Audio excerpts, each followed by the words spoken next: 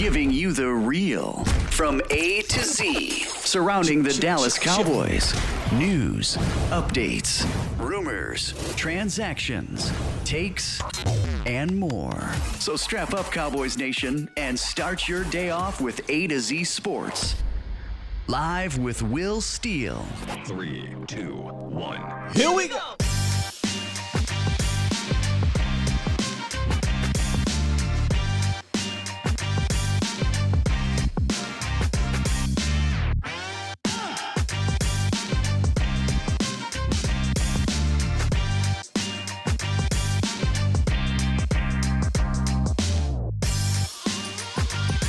Good morning, good people.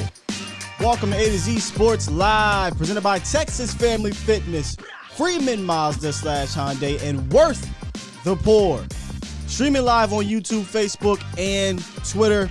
I am your host, Will Skywalker Steele. Feels good to be back. And already, I'll talk about him early. 3, 2, 1. I can't deal. Oh, man, good show today. Good show lined up. Today, we're going to talk about, look, free agency is 2 weeks from now. 2 weeks from now is free agency, and we've got to get under the cap. So we'll figure out how we'll tweak this cap to keep our best players and create enough cap space to bring back who you want, hit the free agency market, and all that good stuff. And also in the roundup, Micah Parsons sat down with Rich Eisen. He had a really good sit down. I enjoyed that interview. In fact, he switched roles. He went and became the host. We'll talk a little bit about what he had to say. And then Simi Fehoko sat down on 105.3 The Fan. And he had some very, very interesting things to say on there that kind of jive with what we've been saying here on this channel, what a lot of people have been saying in general. And then he talks a little bit about his role. So we'll get into that as well in the roundup. But as always, you guys can call in. We can talk about whatever you want to talk about. 351-999-3787 is the Pulse of the Nation hotline, one of the hottest hotlines for the Dallas Cowboys fans out there in the morning show around the nation, period. We're trying to continue to grow this thing, so appreciate y'all for being here this morning. Yeah, we in here early, man. We in here early. Fresh Face said part of the 6 a.m. crew this week. He in San Francisco. Man, I appreciate y'all really coming through early in the morning like this, man. Shout out to my guy Stu Wood in the building. I haven't seen you in a minute, brother. How you doing, man? How you doing? More shout outs in order. TC915, David C, Primetime Phil, Jonathan Scruggs, Mike Harris, Tom Downey, Burner Account, Professor O in the building, my lady Michelle, Adam Mack, Miss Nisi, Captain America, how goes it? Keith Shep, C. Burleson, A. Lou, our member Matt Goddix, Jeremy Parker, and over on the Facebook crew, we got Lance Bell, CJ Richards, John Garcia, Chuck P, and the many more coming through as we get going. What's up, Sam? What's up, Josh? Good morning, Anthony from El Paso. Joe the Gooner. That's interesting. I never seen that name before. What's up, Joe?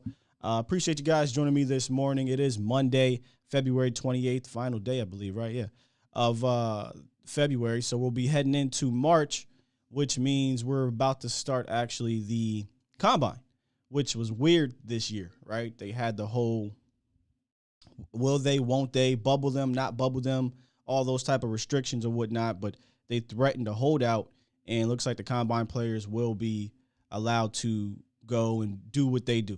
Mask type of mandates, but other than that, they'll be able to do their own thing. We'll try to get on some draft pundits this week for the combine. Here's the thing about it, though. Not every position group will be seen during the week. The start of the week is usually orientations, interviews, things like that.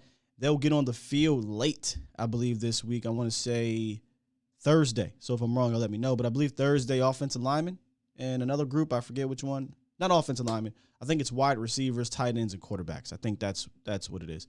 I think they are first up on the field, and then you'll start to see more Friday than Saturday. They'll round it out. So a lot for the combine. Big week for these players. I know a lot of people call it the Underwear Olympics, but it is what it is. The combine is a time for these players to rise, their stocks to rise, and you'll see some second, third round guys end up going in the first, second round because of their great combine. So Y'all stick around for that. We'll try to get some people on the show this week and figure out who we should keep our eye on. But today is about Cowboys cap gymnastics, and we're going to dive into an article that Spot Rack wrote. The owner of Spot Rack wrote, which I thought was very great, a really good article. He details how the Cowboys can create up to $70 million, but I don't believe they even need to do that. So we'll go line by line, we'll go player by player, and I got 6 moves. 6. 1, 2, 3, 4, 5, 6. Moves that the Cowboys can make to stay under the cap, way under, keep their players, their best players, and participate if they want, and dare I say, free agency. We don't really do free agency around here, but they can bring back somebody with that money. They can go out and get somebody with that money, but we'll talk about that. Appreciate you, Professor Roach. Said he's going to send me the schedule. I took a look at it. Was it early this morning or last night? And it was all color-coded and things like that. I just didn't memorize it. But I want to say it's offensive lineman this week. I want to say that.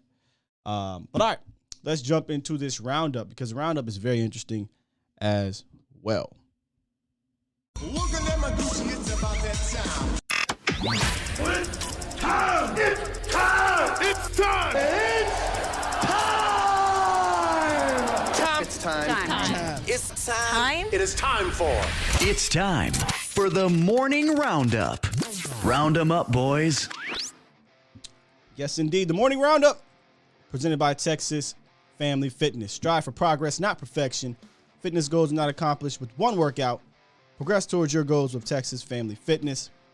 Visit any of the 9 locations in the DFW area or TexasFamilyFitness.com. Like I said, Micah, man, he went on Rich Eisen's show, and he's just been absolutely crushing his media roundtable. I already reached out, going to try to get him on the show as well at some point, if not live, a recorded version of something, just to talk to Micah, man. He's just a really good listen. I could watch his interviews all day. Really good listen. He talked about a bunch of different things, but the one that kind of got a little weird traction and made some people feel uncomfortable on Twitter for whatever reason was the fact that he heaped a ton of praise on Dan Quinn, as one would expect, right? That's his coach. That's his guy. Uncle Quinn is what he calls him. But Twitter got uncomfortable when Rich Eisen asked him about Mike McCarthy, and Micah's tone changed or whatever. And tell you, man, the fact that there's social media now, people take every small little thing and we try to make something out of it.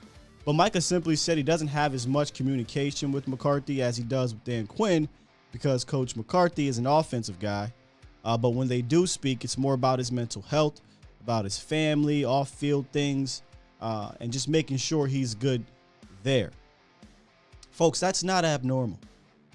That's very, very normal. More likely you're going to be closer to your coordinator or position coach than you are with your head coach, unless they are specific to that position. Meaning, if Dan Quinn was the head coach, obviously Micah would be closer. But because there's an offensive head coach, they don't normally go into these defensive meetings and sit there, and they're not calling these. That's not how it works. But Twitter didn't really like the tone. And Twitter made it seem like, oh, well, look how Micah said this and Micah said that. You're taking that way out of proportion, in my opinion. I don't think there's any issues between Micah Parsons and Mike McCarthy. I just think he's closer to Dan Quinn, flat out. I've asked this question to plenty of other players. They're closer to their coaches, their specific coordinators or position coaches than they would be with the opposite, meaning offense, defense, offense, and special teams for that matter, and special teams. Professor O said, I'm glad social media didn't exist in the 90s. Boy, oh boy. I don't know if the Cowboys would have got through 3 championships if social media would have existed through the 90s. People would have been canceled, been cut, all types of things. And for those that lived through that, y'all could speak on it even more. Y'all could speak on it. Hell, I believe it was Nate Newton who talked about something like that, saying, I'm glad there wasn't a Twitter back then. It'd been nuts. Simi Fehoko, though, I was more interested in what he had to say about coaching and concepts and things, and I was making a big deal about what Micah had to say about coaches. But he opened up on his role and a little bit more on 105 through the Fan. Here's a quote from Simi that I want to read out here. And this is about concepts and things like that. He said, at Stanford, we had a fairly complex playbook. But coming here, it's more concept driven. Like for me in college, they were going to call, you're going deep. This is your play here. Or this is your play. Here, it's more like, okay, this is the whole concept. And if you happen to get the read, that's where we're looking for. Then that's where we're going. So it's more conceptual learning rather than specific player-oriented calls. You might think no big deal. In a way, it's not a massive deal what he said there, because in the NFL it is a little bit more concept-oriented, right? It's a little bit more supposed to be sophisticated and complicated or whatever, and it's not necessarily all player-oriented. However, we've been talking about that exact thing for months and months and months. So I'm gonna continue to beat this dead horse.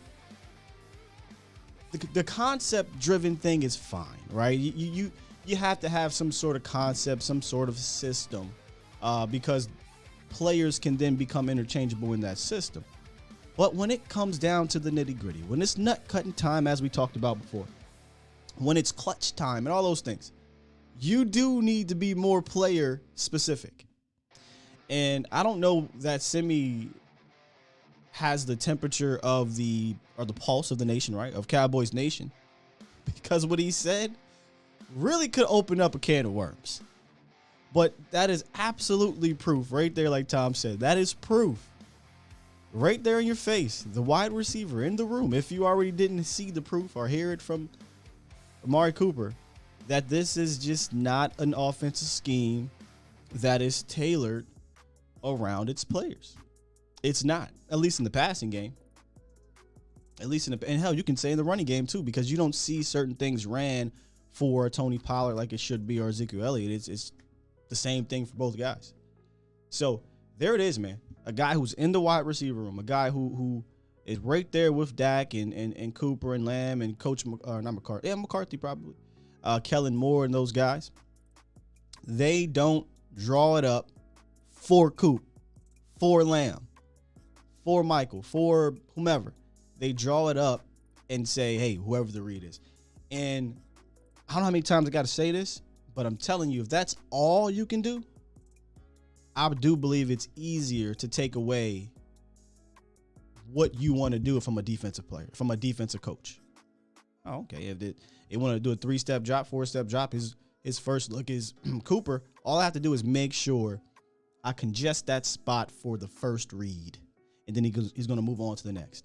And that's just a very raw example, but go watch Denver. Go watch the 49ers. Go watch some of these games. That's exactly what they did. And we got to find a way to counter that, both from a head coaching, offense coordinator, and quarterback position. They got to find a way to counter that.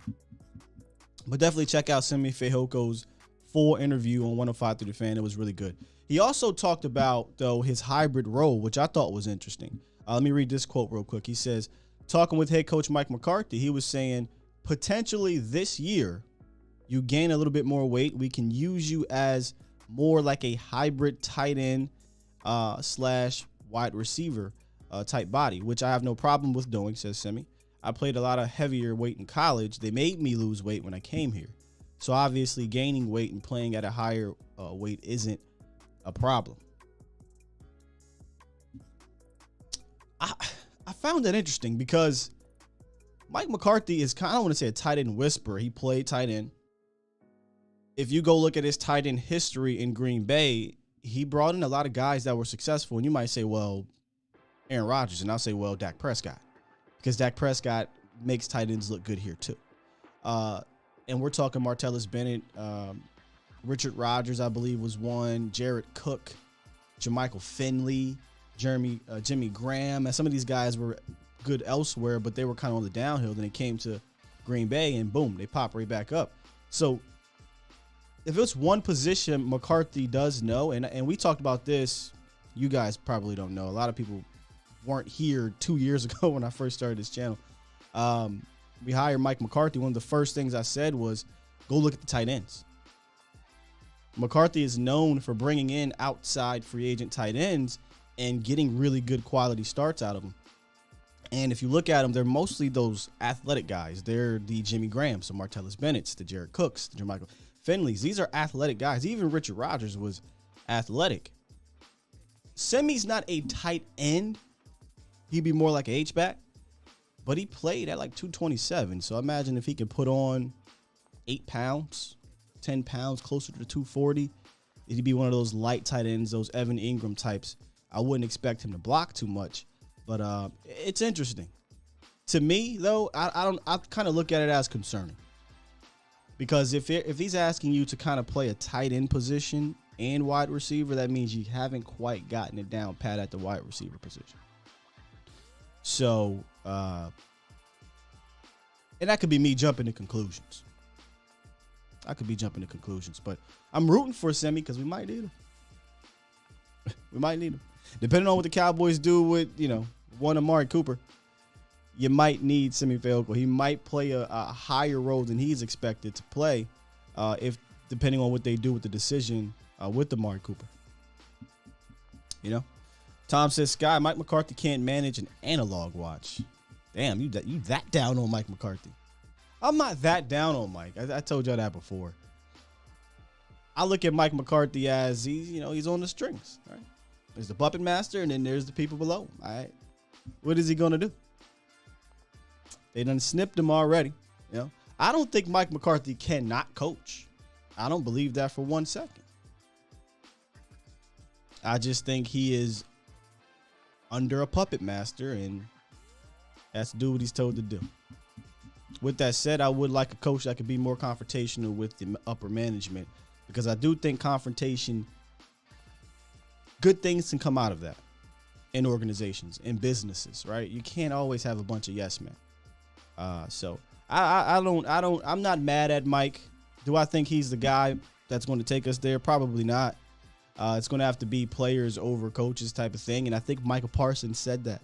I think Micah said something along the lines of sometimes talent beats coaching or something along those lines. And that's exactly what's going to have to happen here in Dallas, I think. I don't think the coaches are all the way equipped, specifically offense, to manage how they want to manage. Unless you're in with the upper management. Unless you're Kellen Moore, right? Those type of guys. Jason Garrett, even he was kind of hamstrung towards the end there. So, yeah, that's something we got to deal with. Professor Rose says, Bucks, Saints, Packers, Cards, and Jags are the international games this year. Thank you. Micah said, Coach Mike doesn't hardly even. Yeah, Peter, you must have missed the beginning of the whole thing. It's really not that big of a deal. As I said at the top of the show, if you're a defensive guy and your head coach is an offensive guy, they're likely not going to be talking a lot of football. But Micah said they talk more off-field things, more life things. They ask, how's he doing mentally? How's the family? How are you adjusting to the NFL? Things like that. And the Twitter world, and as you can see here, people kind of blew this thing up and was like, oh, my God, look at his tone. Relax. That's normal. That is very normal, in my opinion. Very, very normal. Anthony says, has a head coach who didn't get to pick his OC ever been successful in Dallas? Let's ask Wade Phillips. 1 year of success, 2 years really, if you count 09 of Cowboy success. Not the Cowboys of the 90s success. I'm talking about going to the playoffs, winning the playoff game. That's about the most success we're getting at this point. But yeah, you don't normally see that. And to me, that's not a Mike McCarthy problem. It's not a Wade Phillips problem. That's a Jerry Jones problem. So that's why I'm not as hard on him.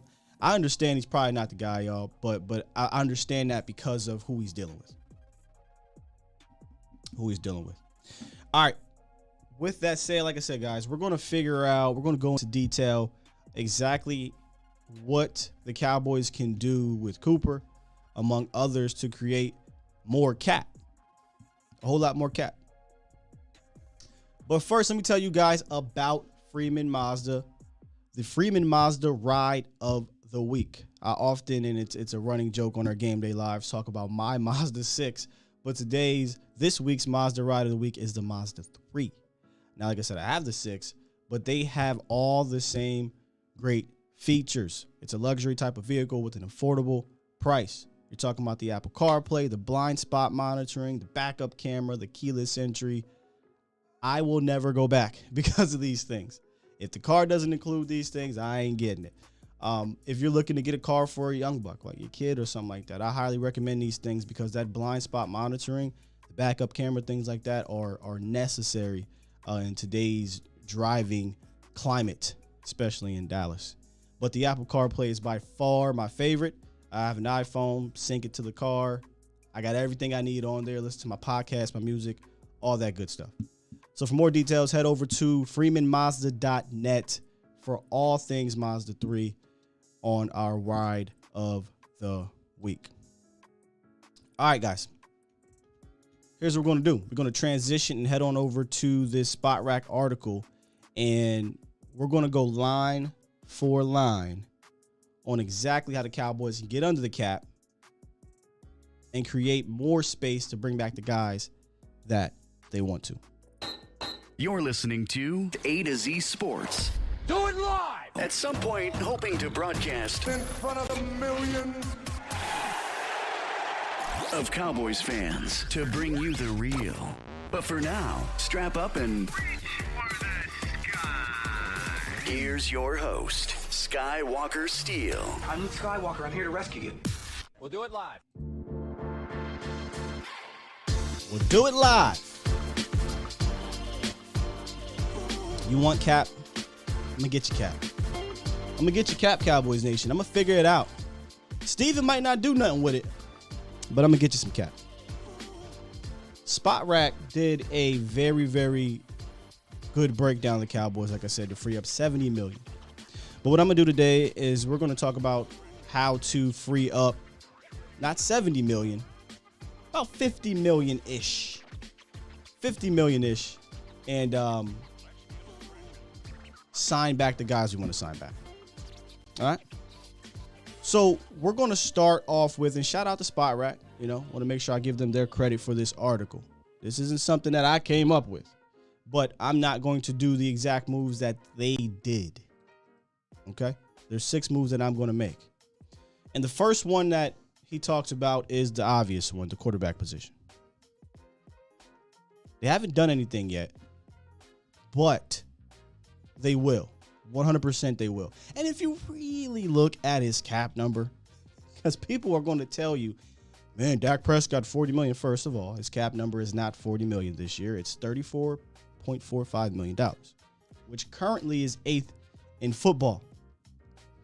And if you look at guys like Kyler Murray, who's looking for an extension, guys like the cat over in Lamar Jackson is looking for an extension, he's going to drop down in that cap figure.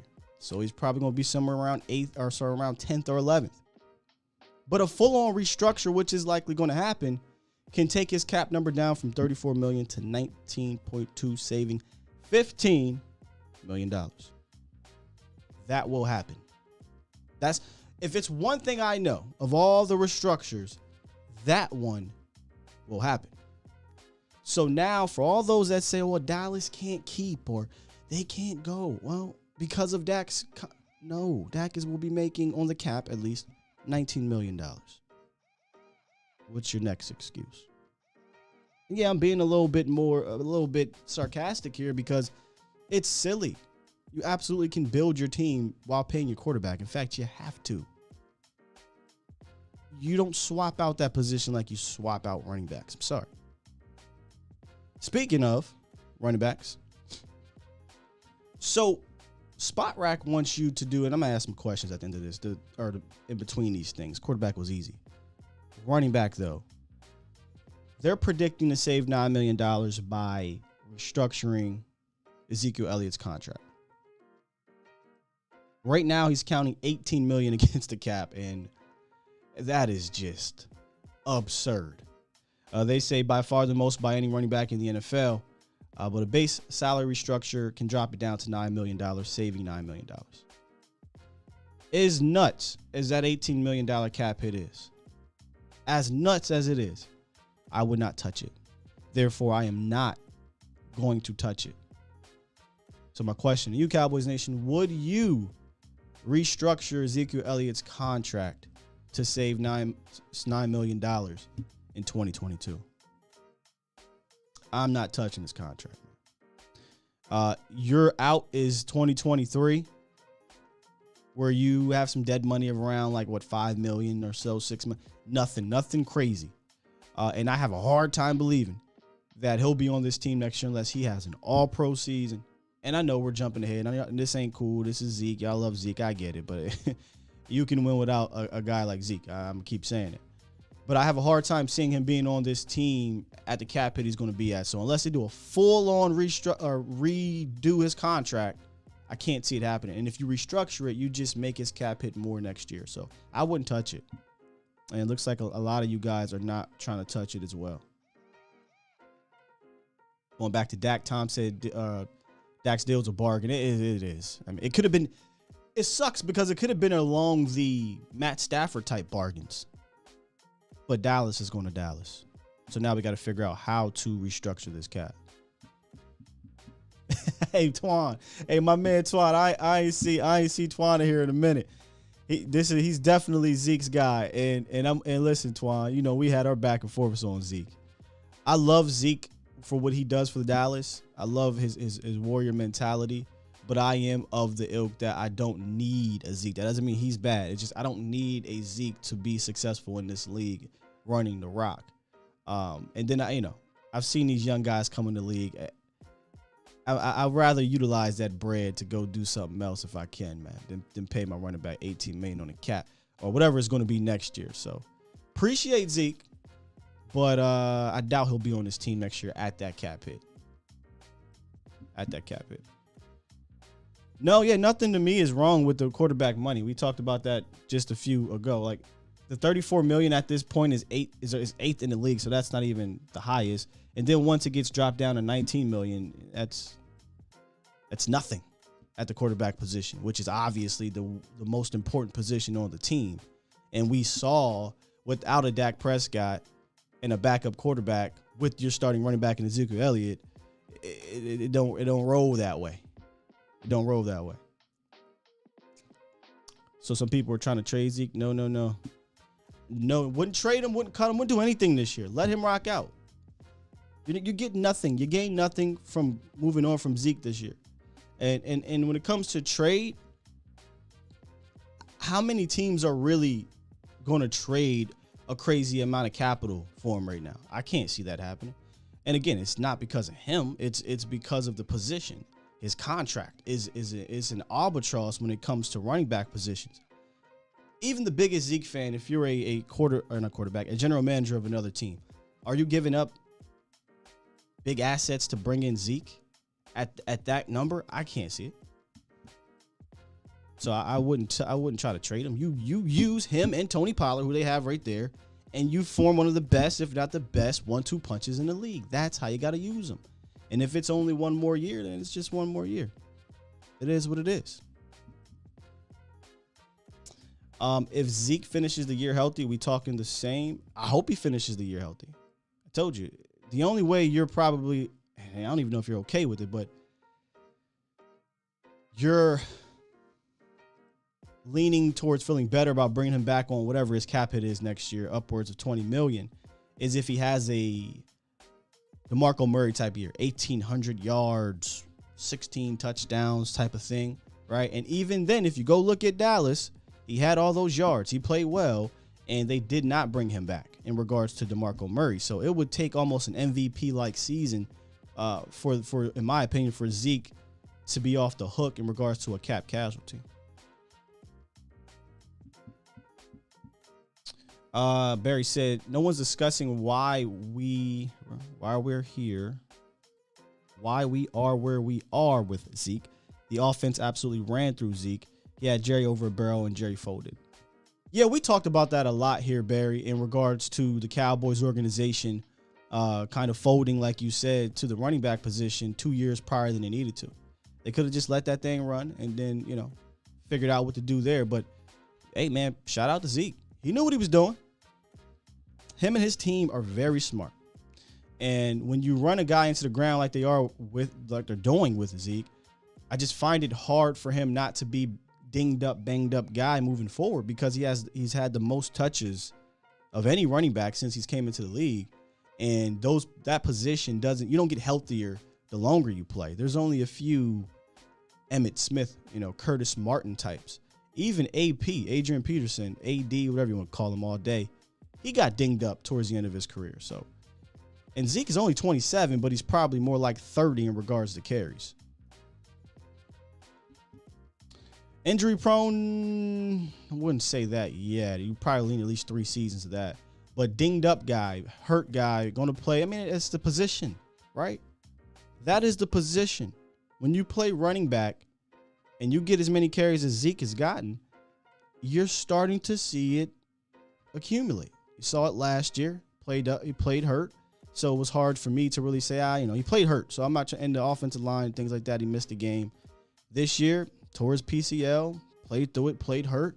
Tough guy, going to be a warrior mentality.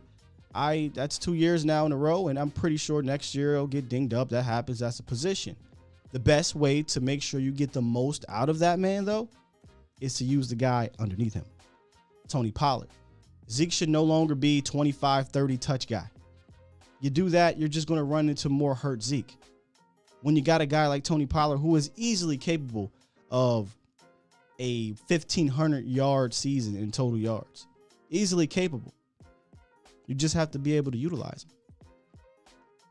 You guys remember the Saints? Alvin Kamara, Mark Ingram. What's so hard to use those guys in similar fashions? So that's where we at, man. That's where we at. So I wouldn't touch his contract, because 9 times out of 10, you're going to get out of this.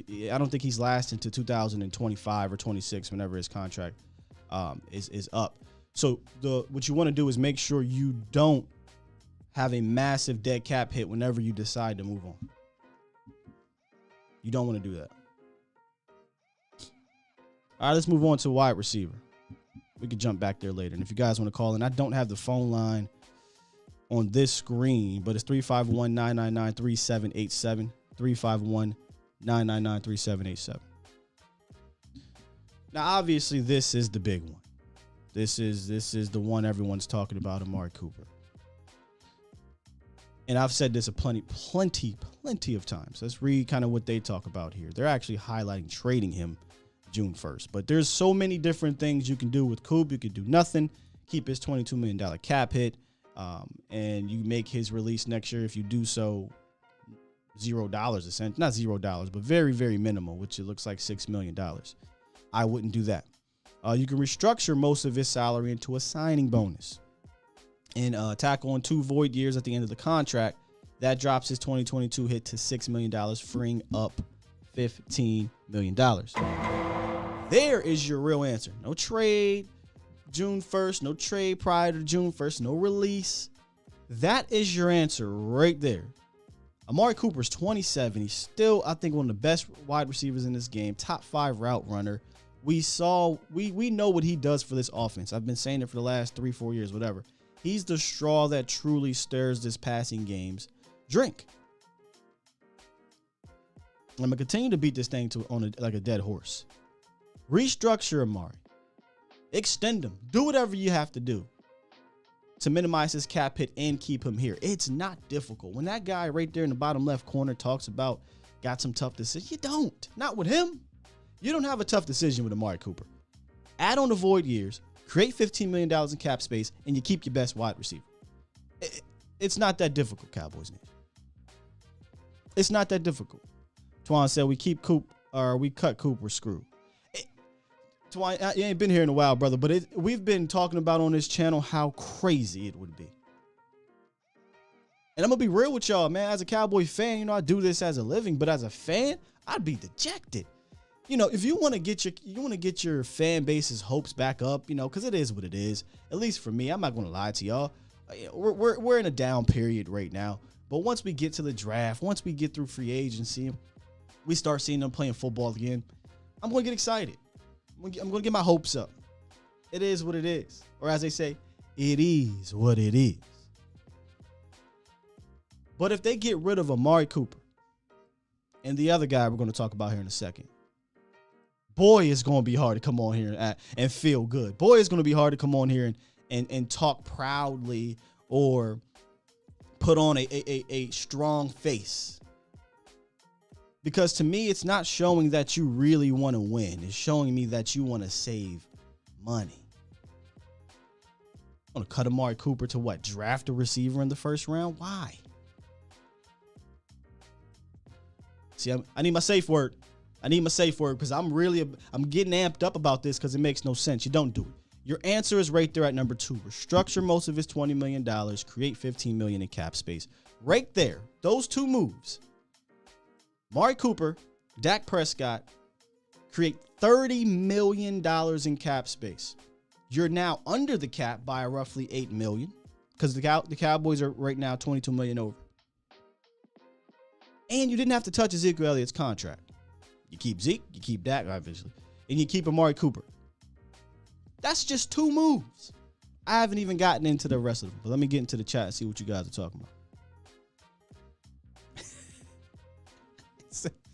The safe word is glory hole. Y'all funny. Remember what the decision turned out to be, says Barry? Turned out when Jerry and Steven decided to go with wide receiver by committee. Yeah, absolutely. Fresh said, I think some fans are okay with cutting Coop because he's not being utilized. 20 is a big number for that. I'm gonna play devil's advocate on that one, Fresh. And we've talked about a lot on this channel. This team, the players usually have to overcome the coaching. The coaching usually has to overcome the management. The best way to do that is with the most talented players. More talented players that I have, the better chance I have of overcoming whatever deficiencies I have above me, meaning coaching, meaning front office. So if I'm getting rid of one of our best players, how do I overcome that? So that would be my devil's advocate to that, Fresh. We do have a caller on the line before I go back to the who we got here. Nacho, what's up, brother? My man, Sky. Good morning. Good morning. Good morning, man. How you feeling? I'm feeling, man. I tell you, last time I called, I apologize. I was very carrying those emotions and everything, obviously from our loss. But, as you alluded to, we got to live in the now and we got to move on and we got to just say, hey, what can we do to get better from here on forward? And I think we're at that stage where, these big decisions are coming up, right? And, I think we're listening to many different scenarios and it's going to be hard, but I'm with you on, are we going to be on the mindset of trying to save, get under the cap, trying to kind of spend if you will, like at the dollar store compared to spending, elite, or do we want to be competitive and do we understand that we are, and we do have a roster that can be competitive, obviously, That's something that I think we need to, as Cowboys Nation, we need to drown out the noise because we do have a roster that can be competitive and you can create room to make sure that it remains the same. I don't want to say remains the same because I'm always about getting better. I believe it was, I want to say Penn State. I forget which coach might have said it, but if you're not getting better, you're getting worse. Joe Paterno, I think, said that. But it could be a general saying. If you're not getting better, you're getting worse. So we should be transitioning this conversation to, not creating space so that, for moving on from good players, but creating space while keeping them and adding more good players because this roster is, the core of the roster is talented. So add more talent because they're going to be the ones that has to do it.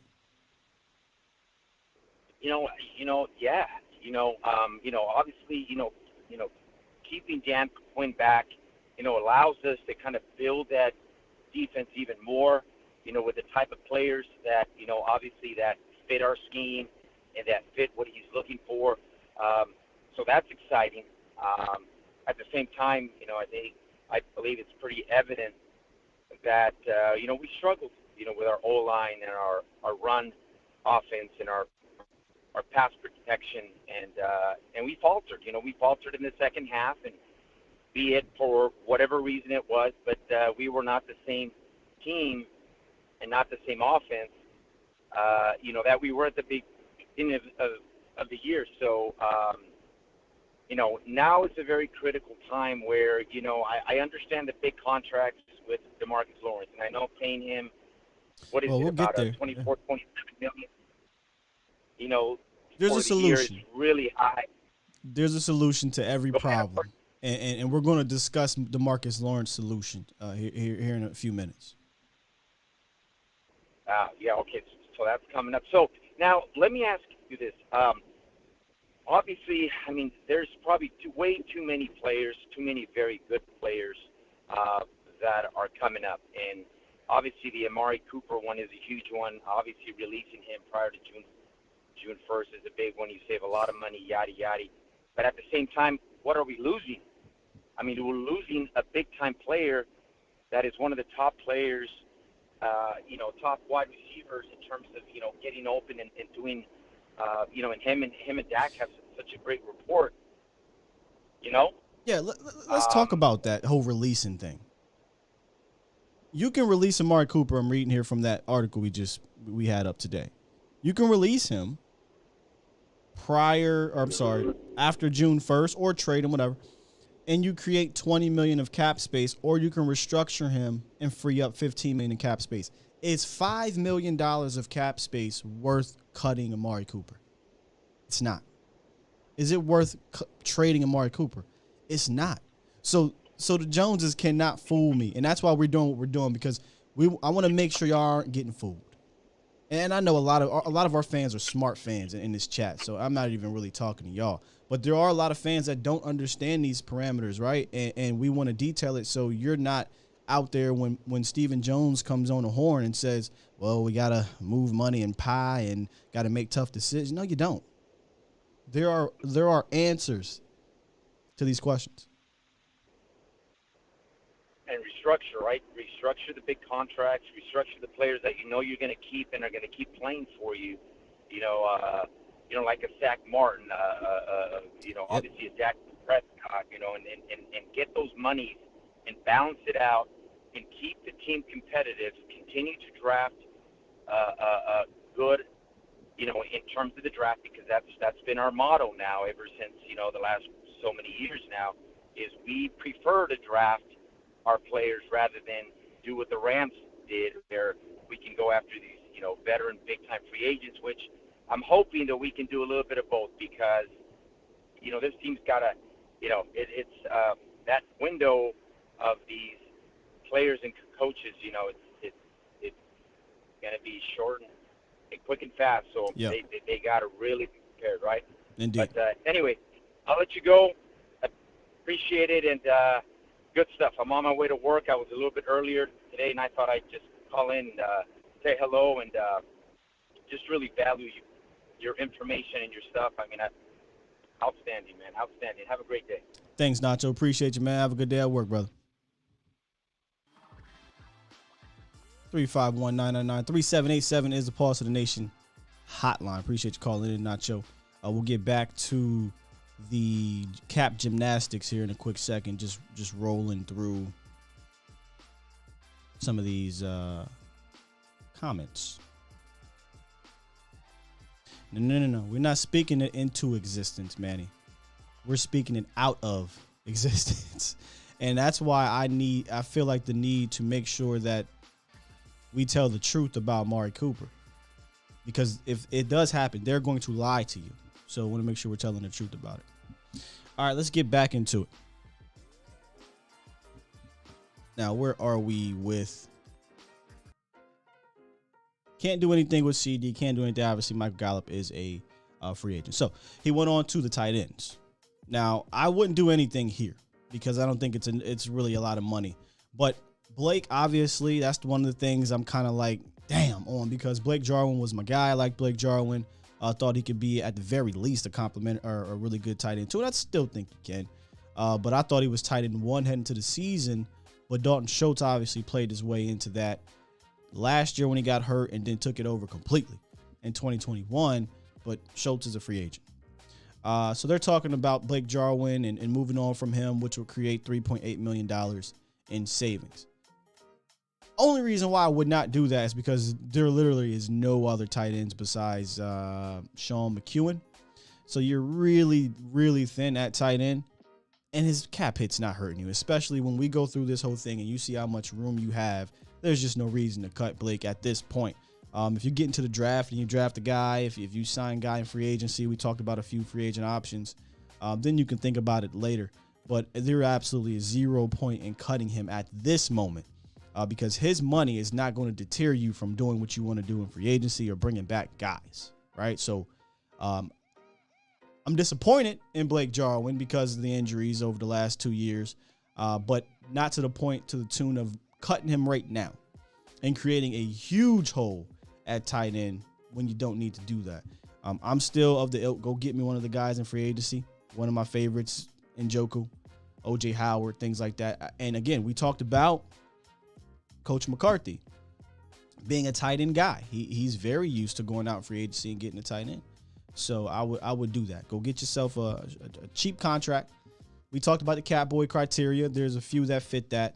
And then you just roll with it. You roll with Blake, that guy. If you go draft a dude in 3rd, 4th, 5th round, whenever you decide to draft one, cool. And let's get down. So I'm cool with keeping him at this moment, but there's a pin. Put a pin in that, and let's see what happens after the draft, after free agency. But I don't think this is a albatross of a contract. All right. So let's move on to the offensive line. Here's where it gets interesting. So, right after the season, I came on this show and I'm like, man, it might be time with Tyron Smith. It might be time to go ahead and start this retooling process up front. His cap number still isn't egregious. They say here, despite 2 years, $27 million remaining on his contract, the 8-year pro just a few weeks ago, or hit his eighth Pro Bowl, just a few weeks ago, rumors about Dallas trading away this offseason have begun to percolate. I don't hear any rumors about trading, but I won't sit here and fake the funk. I definitely was like, listen, man, if my mindset is of the ilk that I want to start the retooling right now, rip the Band-Aid off, it would be moving on from my guy. You would save about $13.5 million if you move on from Tyron. But I don't think they're going to do that. And I'm not saying that they necessarily need to, but if I'm going to be rip the Band-Aid off guy, that's the one. But can we all agree Tyron is likely going to miss minimum 3 games, probably 5. That's just what he is at this point. And I'm going to keep riding this Tyron Smith left tackle train till the wheels fall off. But again, joked about it last year. A couple of those wheels got squeaky. This year, more of those wheels got squeaky.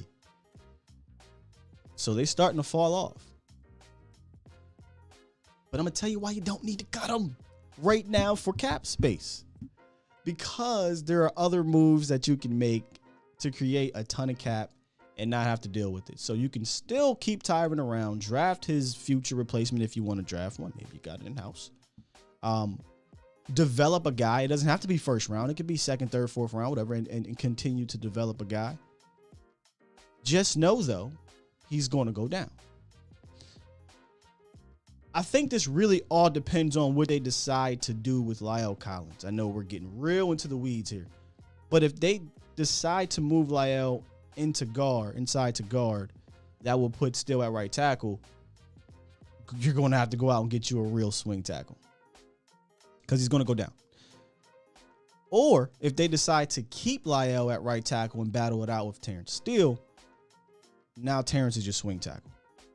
Regardless, if Tyron is on this team, you need to have a viable backup option. That is a fact because he's going to go down. So do you restructure it? Nah, I'm not restructuring it. I think you need to start thinking about life without Tyron Smith. Do you cut him? If I'm rip the Band-Aid off guy, yeah. But it might be too early to make that decision. And I would say no because you don't need to. Now, before I knew about the monies and how much money we could create, I was like, man, you might need it. But you don't. So think about that for a second. You're keeping his cap hit on. You're keeping Ezekiel Elliott's cap hit on. And you mean to tell me, Sky, I can still get $50 million in cap? Yeah. Yeah, you can. And we're going to show you how. Before I move on, let's see what you guys got to say, man. Tyron as a swing. Sky question, is our goal to go all in or rebuild? Because if we are doing the latter, I tear it all down. Jerry will never rebuild, Tom. So for me, the goal is to go all in. And that's what I'm trying to do with this project right now, is find a way to finesse the cap enough to be able to go all in. We know Cowboys don't do the all in thing free agency, but you can at least bring back your guys. So if all in is accumulate as much talent as possible and deal with the ramifications later, then you keep Tyron Smith, right? But if I'm rip the Band-Aid guy, like you said, tear it all down, then yeah, you get rid of the guys like Tyron and other guys. But I'm not tear it down yet. I'm not there. Too much core talent to be tearing anything down. So keep as much talent as you can, as long as you can still do what you want to do cap wise. And before I knew of how much, I thought maybe Tyron might be one of those casualties, but he doesn't have to be. Dave says Tyron is a diamond and we're less likely to have that success upcoming draft. Twan says Tyron better than tons of players. When he misses games, he gets injured by his own guy. That's crazy you say that, because last year I was, they say, putting on a cape for Tyron because people were like, oh, he got hurt. I was like, wait, man, somebody rolled up on Tyron Smith. It wasn't his fault, but he got hurt. This year, same situation, I believe. Somebody rolled up on him and got hurt. But he was also dealing with that,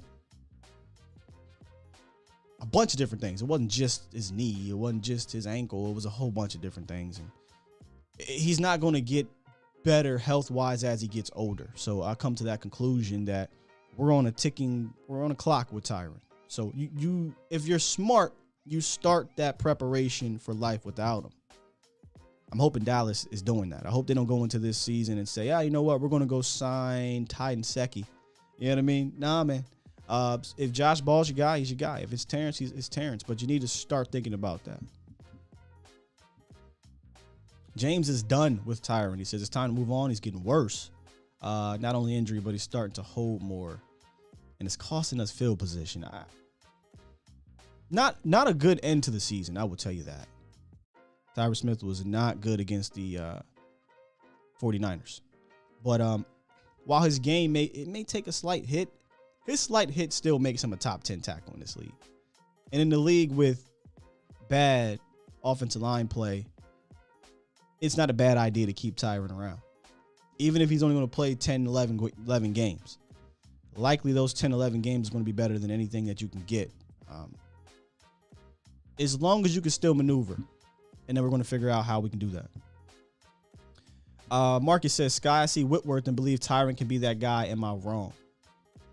I'm going to say yeah. Marcus. I think you're wrong because Whitworth was an Iron Man. I think he got injured and missed like a full year. But other than that, if I'm not mistaken, I'm not going to pull it up, but I think Whit plays 15, 16 games a year. So I would say nah. I would say he's not Whit in that manner. All right, let's move on here to our guy. Can't do anything. Obviously, Connor's a free agent. Tyler, Biadasz, you're doing nothing. Zach Martin. Another one of those easy ones, if you ask me. Zach's not going anywhere unless he pulls a Ali Marpet. Salute to Ali Marpet. He just retired. One of the long time, not even that long, but 8-year pro, I think, out of in Tampa. Unless he pulls a a Travis Frederick and retires, I think Zach is going to be around. And he's still one of the greatest guards this game has ever seen. He's still playing as one of the best guards. I mean, they talk about PFF grading him as, second best or whatever. I don't need PFF to tell me. What I see every time I throw on a tape this year is that Zach Martin is elite. He's elite. He's not old in the sense of 36, 35. I think he's just 30 or so. Easy restructure. Save yourself $8 million. I don't even think this is that difficult of a decision. Your best players playing at the top of their game or what have you, on the right side of their age, I think you go into every year talking about, hey, can we move some money around? Can we restructure so we can add more money? Because they're going to be here long term. Zach is an easy one. I don't know if you want to call it adding and extending Zach. Maybe that'll help too. But you definitely can restructure him and you save $8.5 million. I mean, this has to be easy, right, Cowboys? Would you restructure Zach Martin? Would you restructure him? I think that's easy. Prime says do it next year or right now. Gregory says youth, speed, the sooner the better. Manny says improve left guard. That instantly makes the center even Tyron better. And I do think Lyle Collins can make the move back there. Yeah. Resounding yes. K Knox says definitely. Absolutely, Peter. Glenn, yes. I think this is easy. Marcus says 1 false start, 0 holds, 2 penalties overall. Doesn't get better than that. That's Zach's numbers. Woo. Great. Fresh said I'd restructure Zach and use the savings to sign Kirsten. That's where we're getting. So remember, we are now creating $38 million worth of cap space with 3 moves, which would put us roughly over $10 million of cap space at this moment, right? We're looking up to upwards of $15 million-ish of cap space the Cowboys have by making 3 moves, and moves that I don't think are crazy. Extending a Cooper or whatever you want to do. Obviously, restructuring Dak and Zach Martin. But you might say, Scott, that's not enough. You know, we got to re-sign this person and that person. What if we want to get busy in free agency? Cool, I got you. Lyle Collins. Very hot topic here, so I'm very interested to see how y'all feel about this one. I'm still good with Lyle, but a lot of people aren't. They say finish top 15 according to PFF. Again, take it how you want with PFF. And more than half of his salary is set to become fully guaranteed on March 20th. So keep that in mind too. March 20th is a big date for some of these contracts.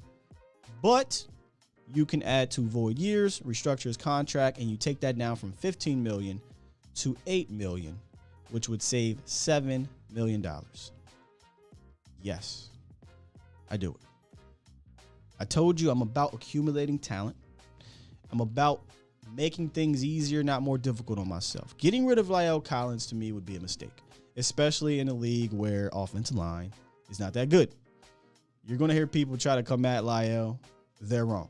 He's still a good player. What they would be right about is that maybe Lyle needs to be in better shape at times, right?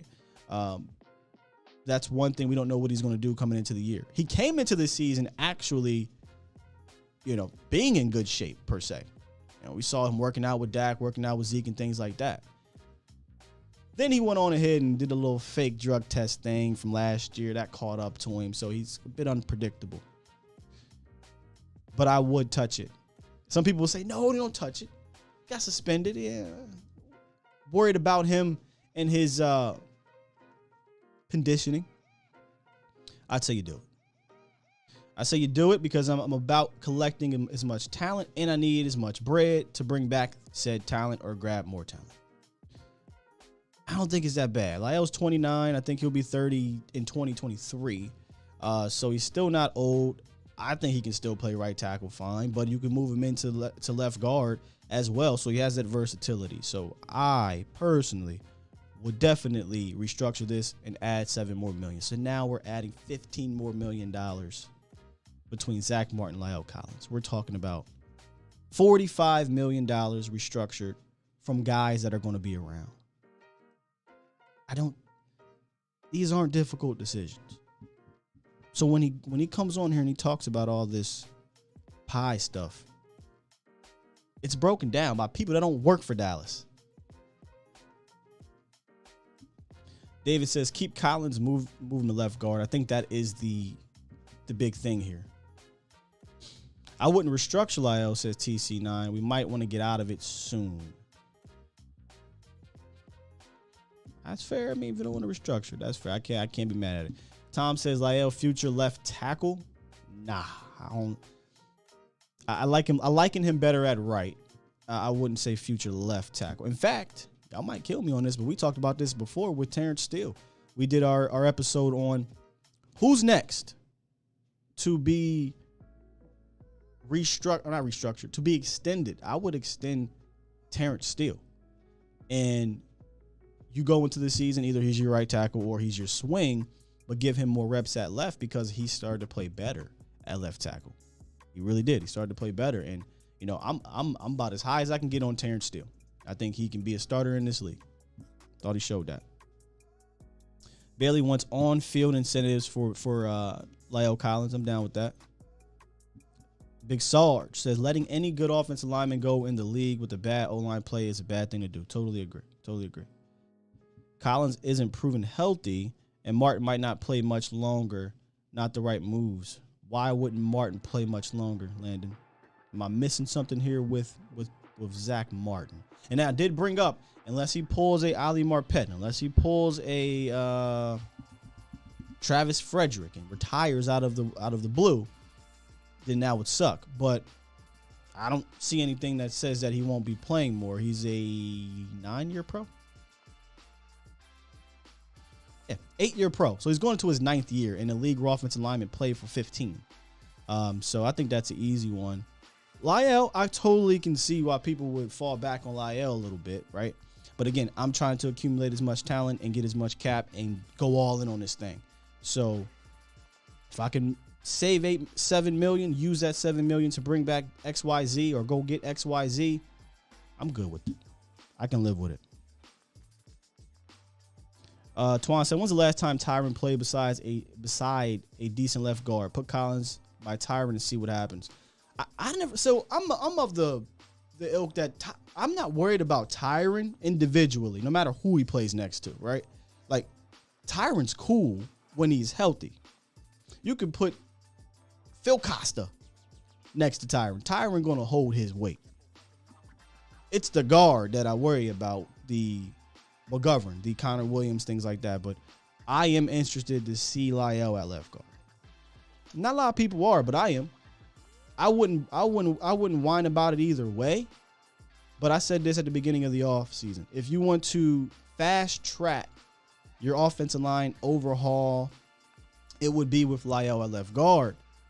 But what Dallas does with pick 24 or 56 could determine that whole situation, right? Because if they go guard in the first round, there ain't no La'el to left guard. Ain't happening. Ain't happening. Am I concerned with La'el's maturity? Lack of accountability for his conditioning. Concerned with his maturity. I'm not concerned with his maturity. Nah, I'm not concerned with his maturity. The conditioning thing, that I said this before to my guy boss. I said La'el can be as good as La'el wants to be. He has that kind of talent, but he has to have that. He has to match it with that work ethic. So La'el can be as good as he wants to be. It's just a matter of getting out there in this offseason and working at what they ask you to. So if it's left guard, I said this before, you got to let him know sooner than later. If it's right tackle, all right, big boy, let's do it. But I think he has all the talent in the world. It's just a matter of how good does he want to be. There are concerns. I'm not going to lie. There's concerns. You know? All right, let's move on to where we at. DeMarcus Lawrence. So here we are. $45 million have been saved between La'el, Zach, Coop, and Dak. I don't think those are crazy restructures. Here's the one where something absolutely has to be done.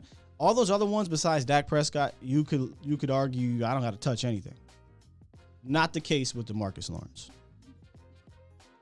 DeMarcus Lawrence, something has to happen. And before we go and do that, let's take a look at DeMarcus Lawrence's year, because that is, I think his season is being underrated because he only played 7 games. And people will say, well, I get it.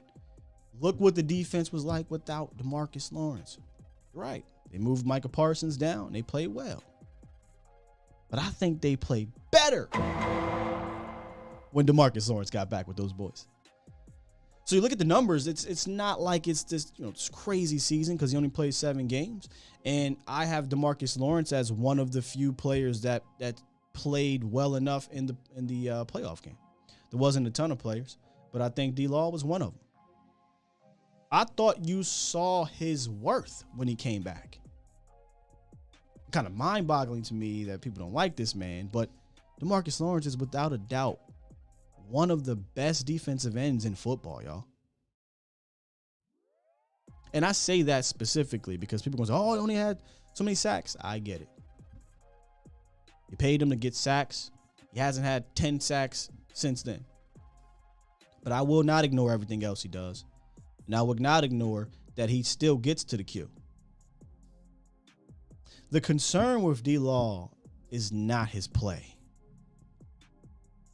Let's be real. It's not his play. The concern with D-Law is injury related. Right? The broken foot again. He broke his foot earlier in his career. He plays dinged up, right? He is hurt guy too. He's more dinged up hurt guy, but he plays well. So I'm not moving on from DeMarcus Lawrence. I am not trading him. I am not cutting him. The only way then, if Sky, you're not trading him, you're not going to cut him. What are you going to do? You can't keep him at 27. You absolutely cannot keep him at 27. So this is the one, y'all, where I would be like, if y'all not with this move, I get it because it is risky with the injuries and things like that. But let's stick to the base here, which is accumulate talent and cap to get more talent, not the other way around. So yes, I restructure him. And here's what you do. You can restructure most of his $19 million into a signing bonus, tack on 2 void years. That drops his 2022 cap hit from $12 million, freeing up to $12 million, freeing up $14 million in cap space. Now y'all tell me this. Cut him and save $8 million or restructure him and save 14. It ain't that hard to me. It ain't that hard to me. You know, you're going to cut him for $8 million? I'm keeping him and get 14 million in cap space. So when this man here, Stephen Jones, comes out here and says, oh, I had to make this move or whatever because cap, bull sugar. You could restructure him, keep your best players, and still go add more talent. So I am doing that. But I get it. So let me listen to y'all. Do you, yes or no, restructure DeMarcus Lawrence contract? And I got another question after that. Steven says pay him. Bailey says keep him. You got to do something too, by the way, y'all. So there's two things here. You're either going to restructure or you're going to get rid of him. You can't let him sit at 20. I don't think you can. I don't think you should do that. You can't let him sit at 27. Technically, obviously you can, but that is an enormous cap hit. It's higher than your quarterback. I'm not doing that at this moment. You got to move. You got to do something. Twan said D-Law is good. Absolutely. Don't let anybody tell you different. Same with Tank Scott. We definitely might want to get out his contract, possibly even next year. That's a next year problem. I'm trying to win the Super Bowl now. I told y'all. And I'll get to it in a second.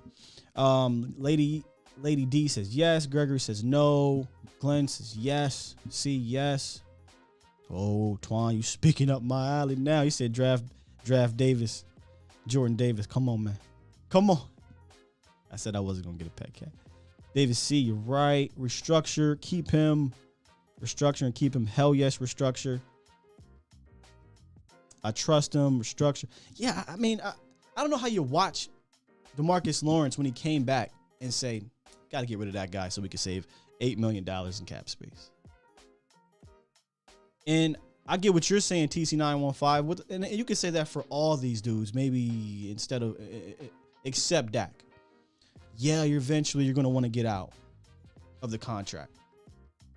But there's only one player that I really apply that to, and that's Zeke, because of the position. Everyone else, I can restructure because I expect them to be around. But at the end of the day, if you do decide to move on and you think, oh, this is going to hurt, you're going to have to pay 10, 12, $15 million in dead cap. Y'all know what I say. How much more can you hurt me, Dallas? It's been 26 years. Right? A lot of people that are for the cap say, oh, well, you keep kicking the can down the road, it's going to come back to bite you in the butt. The Cowboys been bit in the butt for the last 26 years. A couple $1 million in 2025 ain't going to hurt me. It's just not going to do it. So if I can keep DeMarcus, create more cap, I'm doing so. At a position and really at his level of play, I'm doing it. Flat out. So now we've created $50-something million by simply doing some cap gymnastics with your best players. Players that I expect, me, Skywalker, expect to be around longer than next year. All right, I think there's a few more. Actually, really one more, but let's go ahead and move down the line here. Can't do anything with Randy, free agent. Can't do anything with Neville, Carlos, things like that. Linebacker position, there's nothing you can do at the linebacker position. We talked about this on Friday. We'll briefly go back over it. Anthony Brown.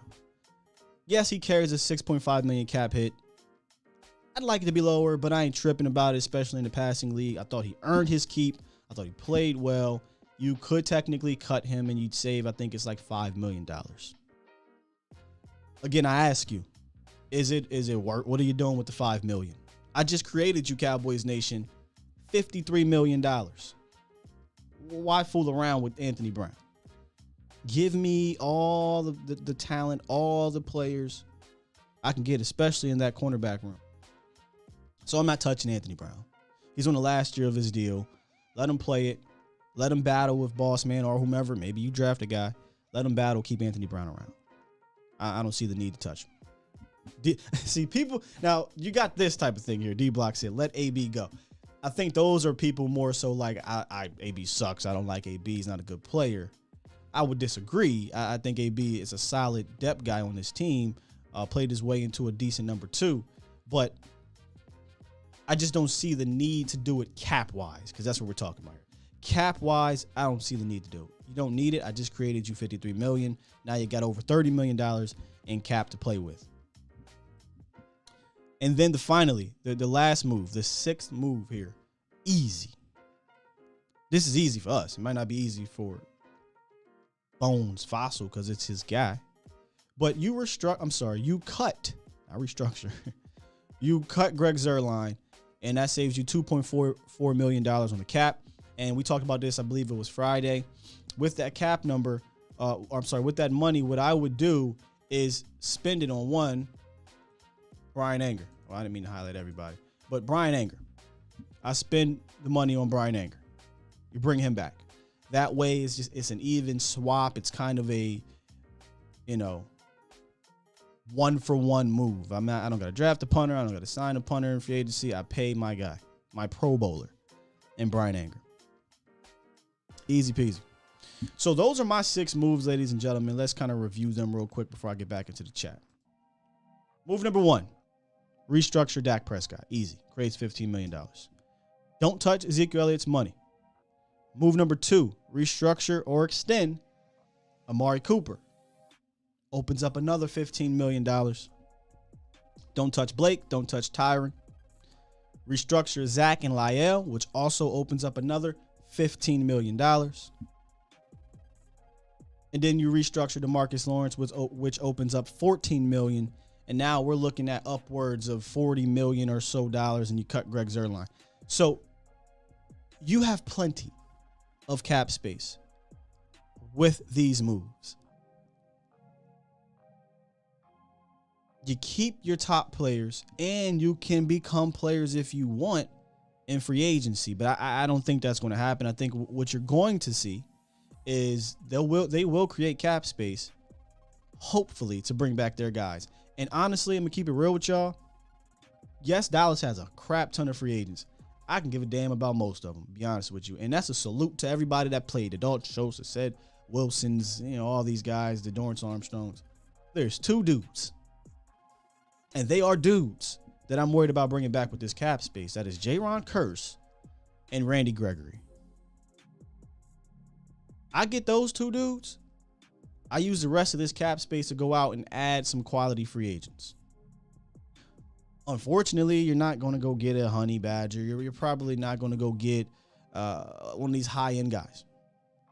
But the only hope we have is that Catboy, Stephen Jones, hits again at Family Dollar, hits again at Marshall's, hits again at TJ Maxx. Right? So you got to hope that, you go out there and you get an O.J. Howard type of thing, a Marcus May type of deal. And they can do that. With that cap space, you go look at those market value projections. Not a lot. We talked about Marcus May. 1 year, $6 million. Come on, man. Come on down. O.J. Howard's looking at something like $4 million. Come on. That's nothing. That's nothing. And then you fill the rest of your roster in the draft. One thing I don't want to do is rely solely on my draft picks. It worked out decently this year. I'm not going to say it worked out very well. Let's just be real. You had, obviously, Micah Parsons, right? Golston, Osa, those guys. But for the most part, is Mike Parsons. And if you're going into each year and your draft picks are playing a crap ton of plays year one, minus your first or second round guy, that means there's a lot of holes on your roster. I don't think Dallas has to go into the draft with a lot of holes on their roster. They can keep the guys they need to keep, add a lot of talent, and they go into the draft and have the luxury of picking the best player there. And I know that is a buzzword, but I'm being serious. They have, at 24, they don't have to back themselves into a corner. So that's where I'm at with it. Randall said no Schultz. Nah, I'm out on him because of it's gonna cost you $12-13 million. I'd rather put that money towards a J-Ron Curse, towards a Randy Gregory, and go get me a guy that I think could come in here and step in and do exactly what Schultz did. No offense to Schultz. Said it plenty of times here. Product of his environment, not necessarily the feature of it. So I don't look at him as a special talent. TC915 says sign Hooker. That could happen. However, if I can get Marcus May, I'm prioritizing Marcus May over Malik Hooker. But, if they're so scared, which is mind-blowing to me, because the whole we want to keep our guy thing, technically J-Ron really ain't your guy. Malik Hooker really ain't your guy. Not DeMonte KZ really ain't your guy. You got those guys in free agency. So I could play this thing both ways. And put me in the room with Steven. I talk his ass right out of what he's saying to me. Those really ain't your guys. You just hit at the Family Dollar store. So my thing is, imagine if you go and you shop at Nordstrom or something. You know what I mean? Imagine if just from time to time you got your refund check. If you in college, you got your income tax check. You know what I'm saying? You say, you know what? I'm going to do something nice for me. I'm going to do something nice for Cowboys Nation. Go out and get me a honey badger. I'm going to go out and get me what's the cat from, I don't want to butcher his name, the cat from Atlanta, the linebacker we talked about before. I'm going to go out and get me something nice. And because you are who you are, because you are Julius from Everybody Hates Chris, it's not going to be a regular occurrence. So I'm not asking Stephen Jones to do this on a regular. But I'm just saying, imagine if you go to one of those stores. Take the chance and help your team get closer to 6, because you damn sure ain't doing it otherwise. That's all I'm saying, Cowboys Nation. Steve said Badger won a lot. Love him, but no, that's what I mean, though, Stephen White. Like, Honey Badger is elite. Honey Badger is worth it. So I don't care that he wants a lot. That's my point. Sometimes you get what you paid for, right? And I don't view him as, I'm trying to think of a lot of these other free agents that get paid a lot of money. And I'm going to go a different sport. I'm going to go basketball. The Timothy Mozgovs, the Luau Dangs, and then the cat from the Blazers that went to Charlotte, and the Batums. When the cap went up, they got paid. I'm not talking about doing that. I'm talking about the elite of the elite. There's mid players that you can hit as well, right? You're still going to shop at Family Dollar to fill your pantry, to fill your closet, I should say. But go shop at Nordstrom, man. You want to take out that nice suit or that nice shirt from time to time, right? You're not going to wear it all the time. You may not even notice the suit all the time. But when that time comes, right? You're going on a nice date. You hit the playoffs. You're in the fourth quarter. You need a big play. You know, loosen up the suit. Put that thing on. Boom. Your high-end guy, money guy makes a play. We actually saw that with Brandon Carr. People want to get on Brandon Carr a lot, Cowboys Nation. My apologies for rambling here, but it's all coming to me. People really got on Brandon Carr, but it wasn't Brandon Carr's fault, in my opinion, how his career ended in Dallas. That was a system change. Go look at his first couple years in Dallas under the right system, a system that fit him. Brandon Carr was getting like 6 interceptions. He was making big plays for you. So, again, when this man, Stephen Jones, goes and tries to fool you and he brings up Brandon Carr plenty. You know, we did it with Brandon, and now, we just can't. Bro, that was 10 years ago. And it worked. You know why it ended sour? It had nothing to do with Brandon. He was a player. He was a pro. Played every game. It didn't work out with Brandon because of you. You decided to bring in a different system that didn't tailor to his needs or his positive traits. Didn't make him better. So now I ain't putting that on Brandon, man. No safety money for me. Professor O says, I hire you as general manager for Dallas this year. What's your first free agent signing? Are we counting? I'll get back to that question. I just need to ask this first. Are we counting our guys or free agency period? Because if you can't tell who I'm leaning towards, I'm biased. I'm not going to lie to y'all. I love safety play. I would love to pair this man. But yeah, let me know, Professor, are we talking our guys? Or are we talking open market other teams' players? Free agency period. I'm going to go get Honey. I'm going to get Honey Badger. That's what I'm doing. Listen, I could build a really damn good offseason for Dallas from other teams' players by signing one high-profile dude. It'd be him. You know, I need the middle of my field solidified, so I'd start with him in the back, and I'd come to my linebacker position, right? And then I'd come down to defensive tackle where I can get a couple one-tech guys. Yeah, I would over Marcus May. And I like Marcus May. Here's why I would over Marcus May.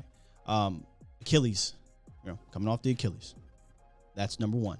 Number two, Honey Badger could essentially be utilized like a J-Ron. And what I mean is they use J-Ron Curse all over the field. They can use Honey Badger all over the field. And he can play the roof damn well. So imagine if you got J-Ron Curse and Honey Badger next to each other, You have no idea what's about to happen. Because if you go back and watch that game, I want to say, was Tyrann there? I'm talking about the Chiefs game. I want to say he was there. But I do know that they utilize that. I mean, this is against Dallas. Not every team's the same. But they utilize that same philosophy that Denver did. They had their safeties everywhere. Up, down, back, forth. And they did that with Honey Badger a lot. If you go look at his usage, he's in the slot. He's back at free. He's in the box. He's at strong. He's at linebacker. He's everywhere. So I just think he can be such an X factor for this team. And again, I've been lobbying for him since he was a free agent and went to Houston. So this ain't new. But yeah, he's who I'd want. And I'm biased. I'll be real. I want to prioritize safety.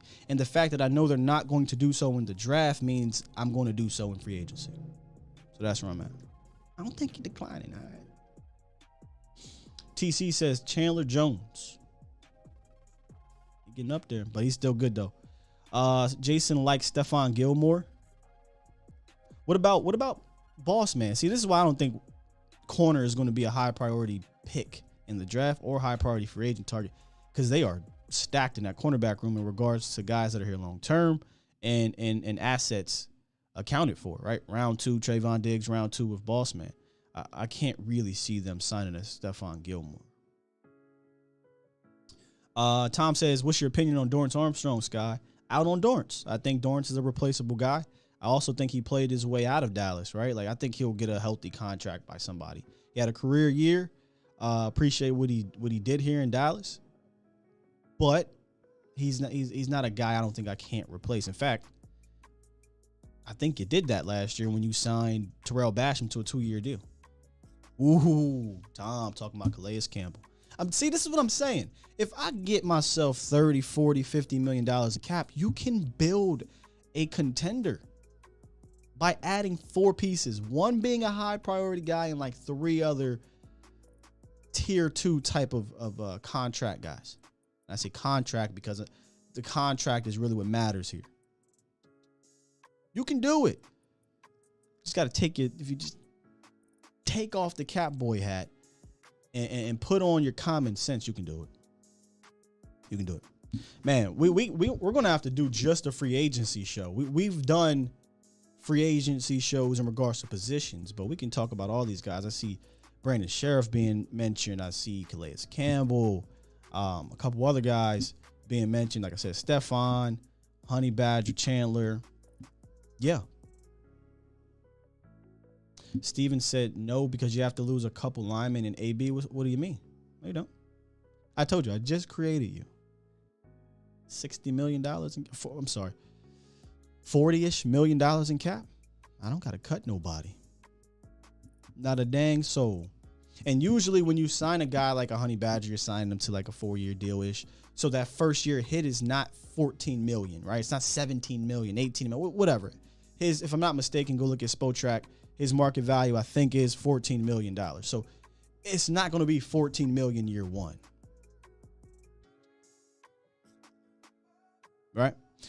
Sky, if you became GM and signed a big time free agent, you'd be a hero and get the key to the city. Facts. I haven't done it since Brandon Carr. So if it happens, man, we'll definitely do a breaking news. We'll jump on here. But regardless, we're going to sign people. So we'll be keeping y'all posted as well. Von Miller, Dante Fowler being mentioned. You know, these are all some good names. Twan talking about drafting Davis. That's my guy. Again, I am super biased. He's the guy that I would love to have at 24. Some people are saying absolutely not. Travis Jones is the other probably day two guy. But I love a Jordan Davis type because I feel like he's going to be need specific, team specific. But there's potentially going to be other players available on that board at that time. Potentially. Saw a Bobby Wagner. I think we mentioned this last week. Bobby Wagner. It's the open market. While he doesn't fit the Dan Quinn measurable trait that we talk about, I'm gonna have to get me a visual so you guys can see what I'm talking about. The sub 230 guy, the 220 guy, fast, athletic. Oh, Bobby's athletic. Bobby's fast for Bobby, but he's Bobby Wagner, right? There are outliers. And last year I thought I wanted to bring in a KJ Wright for that veteran leadership. He may not fit the mold of the measurements, but KJ Wright I thought had some good years left in him, at least, or a year. So why the hell would I say no on Bobby? I said this before. Bring me. If Bobby Wagner hits free agency and you can get him for a decent number, absolutely. Because we are extremely thin at linebacker. But Twan, we did a show where we featured the Catboy criteria linebackers. And the guy that I'm for is Quan Alexander. He fits it perfectly. Been a hurt guy his career, has tons of talent, shouldn't cost you a lot. And he also fits Dan Quinn's criteria, which is that sub 230, super athletic, super fast, playmaker type. So I would like to bring in a Quan Alexander type of guy to add into this room, and then go draft you another linebacker in between the first and third and fourth rounds. First and third. All right, man, this has been great. We're going to try to run a free agent show back because y'all are dropping a lot of names. And I love to talk free agency because I love to talk team building. And today was mostly about doing that exactly. Was finding a way, because cap management, cap gymnastics is still about team building. It's still about team building. And Let me make sure I didn't have anybody on hold here. My apologies. All right. And Dallas fans, let me just say this. Dallas fans need not let Stephen Jones fool you. That's why I wanted to do this. Because we've been talking about it, right? We've been saying, oh, you can create all this cap, but we never really showed you how to. And I think when you actually see it, it's not as bad as the cap demons like to say, oh, you're kicking the can. Oh, you're going to screw yourself. No, you're not. Not in Dallas, at least. You know, not in Dallas. You can't screw yourself more than you've screwed yourself in the last 26 years. So if you make these 6 moves, you put yourself in position to be better next year. If you don't, Stephen Jones, you get rid of those 2 guys in this left corner. Well, I don't know if it's left or right on your screen, but my bottom left. I think you're setting yourself up for a worse season. And in a time where Dallas hasn't been able to put together multiple winning seasons since 2006, 2007. So I'm not in the business of getting worse. I'm in the business of getting better. Twan, drop his name, or unless you guys know it. I say this all the time before I leave and in the middle of things. Players I need to look at. You mentioned a linebacker from Cincy. Yeah, he has some pass rush ability. I'll definitely take a look at, bro. Beaver or something he said. Okay. Tom said, Sky over here showing us how a damn good life can be.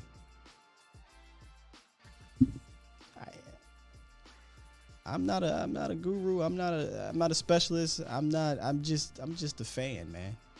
But I'm looking at these things. All this information is available to everybody. We can see it. Don't let them blind you. All right, Cowboys Nation, y'all have been great, man. Make sure y'all check out A to Z Sports Primetime later tonight with Mo. Mo had a fantastic show yesterday, as per usual. My guy has been killing it. I think we might have him on the show sometime this month. Well, in March. In March, as we ramp up for free agency. Check out A to Z Sports Dallas.com for all of our articles, keeping y'all up to date as much as we can with all things Dallas Cowboys. I'm going to say this before I leave because I meant to get into some Twitter nonsense. And I hate that I'm even bringing this up. And I'm not going to drop a link. I'm not going to drop the name because it's ridiculous. But I'm going to come up with some type of segment for this. Did y'all see that tweet or that article about creating quarterback competition for Dak Prescott by going out and signing Marcus Mariota? Did y'all see that? Marcus Mariota. Oh my goodness.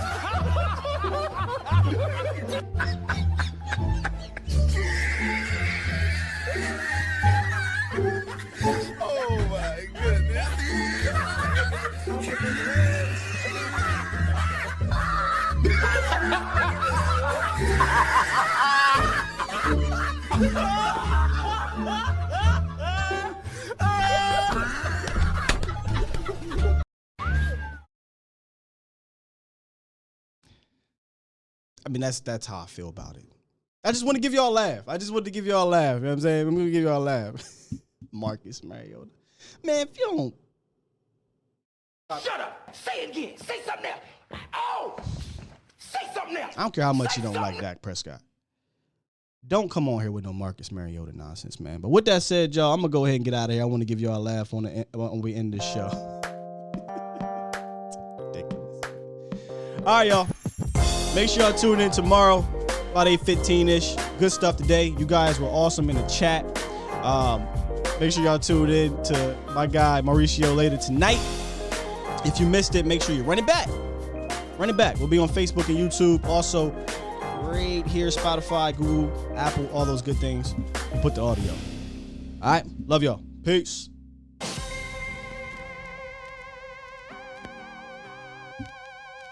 Shout out to Professor O, the my guy.